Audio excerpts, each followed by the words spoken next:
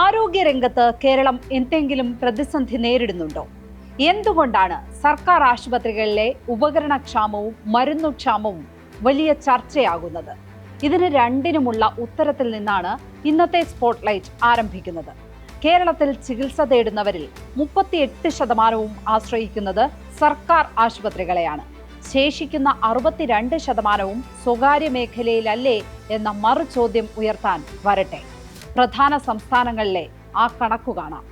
കേരളത്തിൽ സർക്കാർ ആശുപത്രികളെ ആശ്രയിക്കുന്നവർ 38%, ഗുജറാത്തിൽ 31% മാത്രം. ഏറ്റവും കൂടുതൽ ജനസംഖ്യയുള്ള ഉത്തർപ്രദേശിൽ 27%, നമ്മുടെ തൊട്ടടുത്ത കർണാടകയിലും 27%, വ്യാവസായിക സംസ്ഥാനമായ മഹാരാഷ്ട്രയിൽ 22%.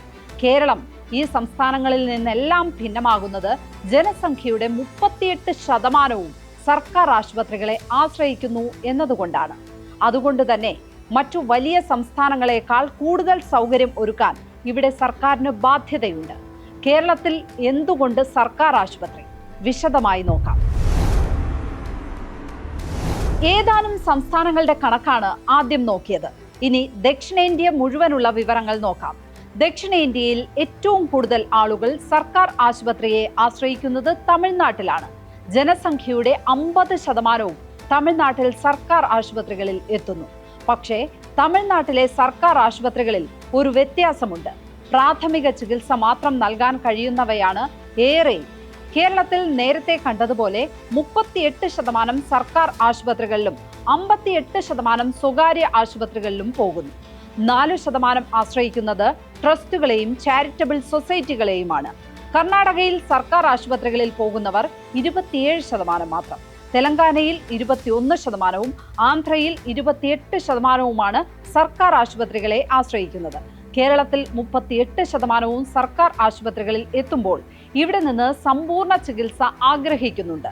ഇവിടെ സർക്കാർ ആശുപത്രികളിലുള്ള ഡോക്ടർമാരെല്ലാം എല്ലാത്തരം ചികിത്സയും നൽകാൻ കെൽപ്പുള്ളവരാണ്. ആ ഡോക്ടർമാരിൽ രോഗികൾക്കും കുടുംബാംഗങ്ങൾക്കും വിശ്വാസവുമുണ്ട്. പക്ഷേ അതിനുള്ള സൗകര്യങ്ങൾ നൽകാൻ കഴിയുന്നില്ല. അവിടെയാണ് പ്രതിഷേധങ്ങളും പ്രശ്നങ്ങളും ആരംഭിക്കുന്നത്.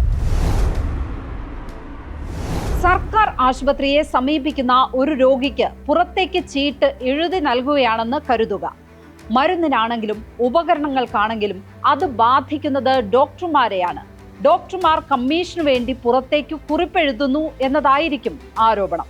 കാലാകാലങ്ങളായി കേരളത്തിൽ അത് കേൾക്കുന്നതാണ്. പഴയ കാലം പോലെയല്ല. ആത്മാഭിമാനമുള്ള ഒരു ഡോക്ടർക്കും ഇന്നത്തെ കാലത്ത് അത് സാധിക്കില്ല.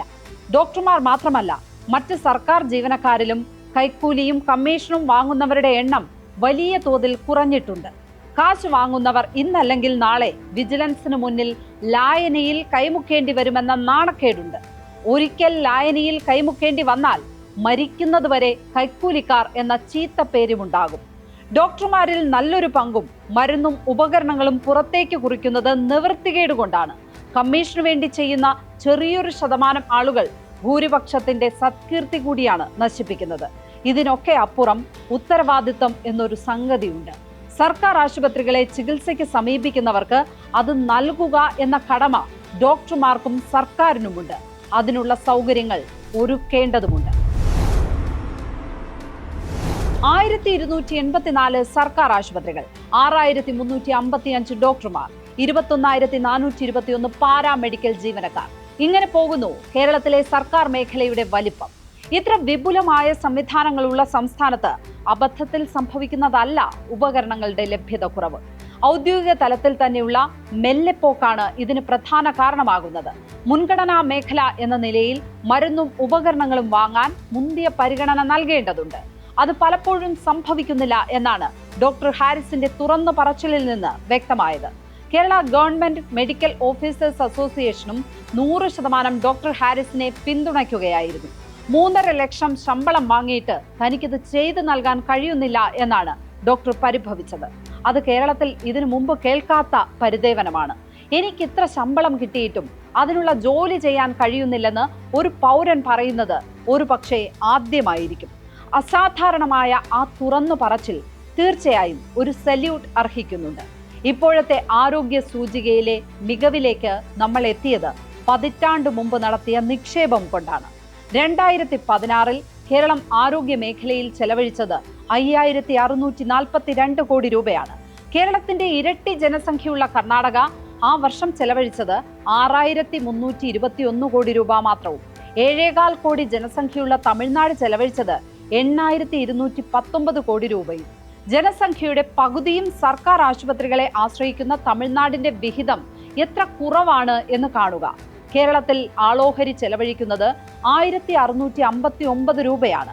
കർണാടകയിൽ അത് 1036 രൂപയും തമിഴ്നാട്ടിൽ 1141 രൂപയും മാത്രമാണ്.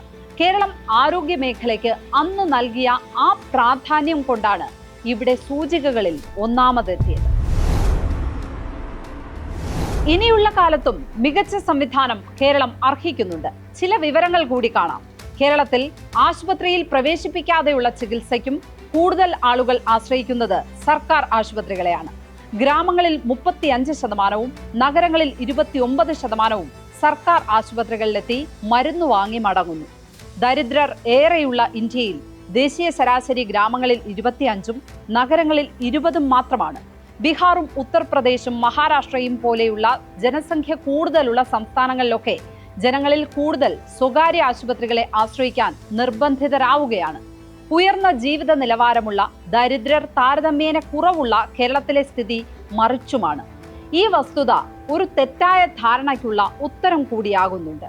കേരളം എന്തുകൊണ്ട് ആരോഗ്യ മേഖലയിൽ മുന്നിൽ നിൽക്കുന്നു എന്ന ചോദ്യം ഉയരുമ്പോൾ എന്താണ് പറയാറുള്ളത്? ഇവിടെ 62% സ്വകാര്യ ആശുപത്രികളെ ആശ്രയിക്കുന്നത് കൊണ്ടാണെന്നാണ്. 70-80% ആളുകൾ സ്വകാര്യ ആശുപത്രികളെ ആശ്രയിക്കുന്ന സംസ്ഥാനങ്ങളാണ് ഇന്ത്യയിൽ കൂടുതൽ. അവയിൽ നിന്നെല്ലാം ഭിന്നമായി കേരളം മുന്നിൽ നിൽക്കുകയാണ്. അതിന് കാരണം ഇവിടെ സർക്കാർ ആശുപത്രികളിൽ നിലവാരമുള്ള ഡോക്ടർമാരും നിലവാരമുള്ള ഉപകരണങ്ങളും ഉണ്ടെന്നതാണ്. സ്പോട്ട്ലൈറ്റ് ഇനി മറ്റൊരു വിഷയവുമായി നാളെ ഇതേ സമയം. നമസ്കാരം.